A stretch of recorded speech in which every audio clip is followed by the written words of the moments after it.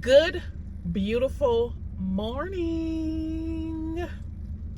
All my inspirational tea sippers. This is Shantara. Welcome back to my channel, you guys. I pray that you are well, doing amazing, feeling amazing, holding on to hope and faith, you guys. We match. Discover cashback match. See terms at discover.com. Love is in the air and prophecies are being fulfilled. Love is in the air and prophecies are being fulfilled. Hold on to what was given you. Hold on to what you heard. Hold on to what God told you. It's coming to pass. I made a video a couple of weeks ago about taboo conversations, right? And I think I wasn't pleased with the video because it's not on here, so I think I deleted it.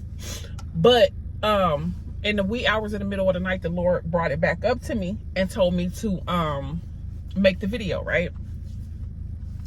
Taboo conversation is, I've spoken on it before, is conversations that are very, very hard, conversations that are very, very difficult, conversations that people don't like to speak about, conversations that people like to brush under the rug. You know what I'm saying? When we're talking about sexual childhood abuse, you know, family incest, and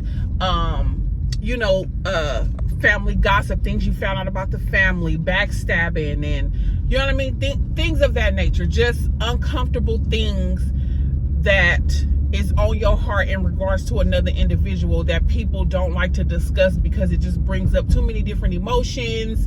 You know, it can cause a rift, it can cause separation, it can cause you to not talk to this person no more based on this conversation. You know what I'm saying? The Lord is saying this morning is, it's time for a lot of you to have taboo conversations. There are some things that has been on your heart in regards to another individual, whether it be a sister, a brother, a husband, a wife, a uncle, a auntie, that needs to be discussed. Now, it's very important if you are in a fit of rage and all of that. We're not talking about that. We're talking about you getting your feelings and your emotions out. You know what I'm saying? Being able to have a discussion whether this person likes it and or agrees with it. You know what I'm saying? Some of you, okay, and this is what brought me to. At work a couple of weeks ago, my boss was bringing up a deodorant, right? I'm a personal care assistant for his wife with Alzheimer's and dementia. His deodorant, I guess, came up missing, right? So one day when I was in there, he came and he was like, "Have you seen my deodorant?" I said, I did see the deodorant, because his wife be meddling. She be in stuff. Alzheimer's and dementia, place different things, pick up different things. Sometimes you put your toothbrush in the trash can, just, you know what I'm saying? If you know, you know. Tell him, yeah, I put it in the cabinet right there on the side, you know, or whatever. He didn't say nothing about it. He kind of just left it alone, right? So maybe like a week later, my coworker brings it back up, right? And I'm like, well, what the hell? What's going on? Why is this conversation coming back up about this deodorant? You know what I'm saying? And she was basically saying that he was saying that probably I could have took it, you know? So I said, okay, if that's how he feel, I kind of let it marinate. I thought about what I wanted to say. I thought about, you know what I'm saying, the words I wanted to use and all of that. I said, I'm about to have this conversation with him. You know what I'm saying? Like, it's not going to be, you know, it's going to be uncomfortable. It's going to be, but if this person is bringing this back up after a whole week later, then obviously you believe that this is my character or this is something that I would do. And I now feel uncomfortable, right?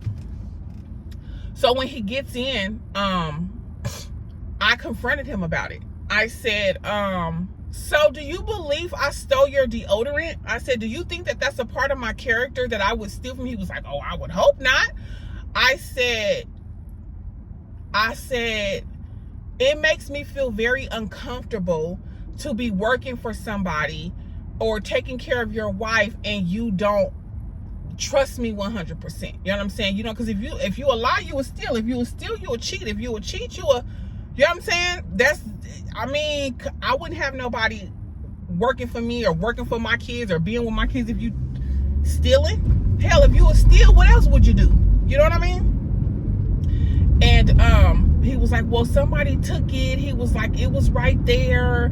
I don't see it. I have 4. Now I only got 3 and blah, blah, blah, blah, blah. I said, well, you have to take into consideration, I'm not the only person in here. You know what I'm saying? And your wife misplaces things and picks up things and puts up certain things and, you know, may put things in the trash can, misplaces things because of her condition. So if I didn't take it and other people are saying that they didn't, he was like, well, you have to understand that other people, you know, people have stole from her. They done stole her jewelry, they done stole her clothes, you know, and I said, it's very unfortunate that you have had people in here, you know, who's taking advantage of, you know, you guys' age and, you know, just taking advantage of the situation and have stolen from you. But I said, that is not my character.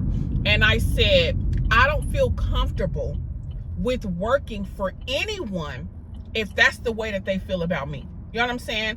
I said, I don't feel comfortable in your home. You know what I'm saying? It makes me feel uneasy. He was like, no, it's not a big deal. It's not a big deal. I said, but it is a big deal. I said, because if it wasn't a big deal, you would not have brought it up and continued to bring it up a week later after you asked me and I told you my side of the story. I told you what I did with it. I told you where it was. I said, so obviously it's something in your mind or it's something that you're thinking about or it's something that you believe that maybe I could have done for this to be a conversation a whole week later. It's not a big deal. It's not a big, I said, but it's a big deal to me. I said, and the reason why it's a big deal to me is because this has to do with my character. It has to do with the person that I am. It has to do with how I move and how I operate. I said, and I would never take anything from you or anyone else. That's just not what I do. You know what I'm saying? I said, so it is a big deal to me because it is me. It is, you know what I'm saying? It's placed on me. I said, and I don't like the way that it makes me feel. It makes me feel uncomfortable. And y'all, when I tell you, when we got done with the conversation, it was thick. It was quiet. It was uncomfortable for maybe about 2 hours. You know, the conversation had to settle. We had to, you know, because I'm telling him, I don't want to be here if this is what you believe of me. I can find me another job. Like, I don't want to work for you if you believe that I would come in here and take from you and your wife. I just don't. I don't want to be here. Come on now.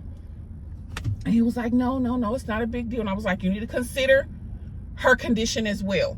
He was like, well, that could be a possibility too. Well, you, come on now.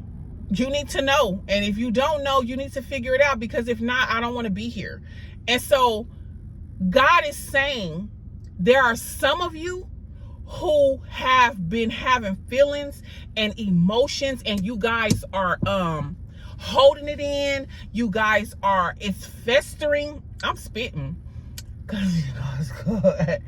It's been festering. You got questions that you want to ask a husband or a fiance, or, you know what I'm saying? And it's not questions, you know, it's uncomfortable. It's uncomfortable. The things that you have to say is uncomfortable. The things that you have to say is not, you know, holly, jolly, key. No, and it's not, life is not supposed to always be that way. But what he's saying this morning is there are some taboo conversations that need to be had so that you can know where you stand and that you can know what decision needs to be made based on this conversation. There are some people that you got to cut off based on this taboo conversation. There are some family members that you have to leave alone. There are some husband and wives and fiancés that you got to let go of based on these conversations. Don't allow things to fester because of what you believe might happen in the conversation, or how they might feel uncomfortable, or, you know, they might take it the wrong way. That's not your problem. You ask God to prepare their hearts for what you have to say, and you get your message across. If it's not in a raging way, and no, it's not going to be fun, but it's necessary. Some of these conversations that God is highlighting right now, they are necessary. These are things within your husband, within your wife, within your household, within family members, with the boss at your job. Who cares? You know what I'm saying? Have the taboo conversations. And I believe that that's why I was so upset with Deanna when she got pregnant, because even though she was young, I was having a taboo conversation with her. Yes, I know you're young, but I do also know that this is the world that we live in, and I know that you guys are under this pressure, and I see what's going on. And no, I don't want you just to be laid up having sex, but at the end of the day, if you feel like this is something that you want to do, or you might do, or it's in the back of your mind, let me know so that we can go get you some protection, so that you don't become a teen mom and, you know what I'm saying, fumble your childhood. You know what I'm saying? And I had that hard conversation with her. I had those taboo conversations, and she wasn't honest and became a teen mom. So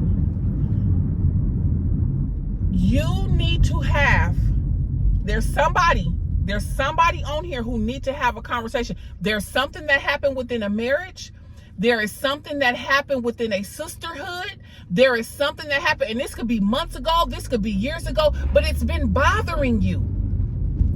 And you have not brought it up because you don't want, some people don't like the tension. Some people don't like the rift. Some people don't like but what a disservice that you're doing to yourself, because you feel like you cannot talk to somebody or express how you feel or ask hard questions that you want to ask, that will give yourself some peace, that will give yourself some clarity.